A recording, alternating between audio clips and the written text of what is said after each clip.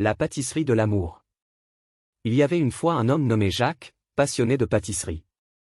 Depuis son enfance, il rêvait d'ouvrir sa propre pâtisserie, où il pourrait créer des gâteaux délicieux et partager sa passion pour la pâtisserie avec le monde. Jacques a ouvert sa pâtisserie avec enthousiasme, mais les débuts n'ont pas été faciles. Les affaires étaient lentes, et il a connu des échecs cuisants. Les gâteaux ne se vendaient pas aussi bien qu'il l'avait espéré, et il s'est retrouvé endetté. Cependant, Jacques était profondément amoureux de son art et de son rêve. Malgré les difficultés, il a continué à perfectionner ses recettes, à essayer de nouvelles créations et à travailler dur chaque jour.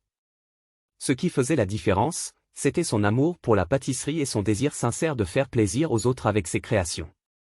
Il a également écouté les commentaires de ses clients et a apporté des améliorations constantes à ses gâteaux.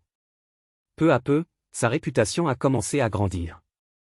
Les clients ont commencé à apprécier la qualité exceptionnelle de ses pâtisseries, et ils ont commencé à recommander sa boutique à leurs amis et leurs familles.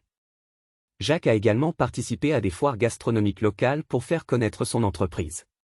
Finalement, sa pâtisserie est devenue un endroit incontournable pour les amateurs de desserts. Les ventes ont augmenté, et Jacques a finalement pu rembourser ses dettes. Son rêve était devenu réalité, grâce à sa persévérance et à son amour pour la pâtisserie.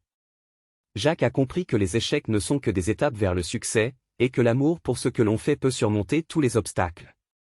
Sa pâtisserie était devenue un symbole d'amour et de persévérance, et il a inspiré de nombreuses personnes à suivre leurs propres rêves, quelles que soient les difficultés rencontrées en chemin. Cette histoire vraie illustre comment l'amour pour ce que l'on fait, la persévérance et la passion peuvent aider à surmonter les échecs et à réaliser ses rêves dans le monde des affaires.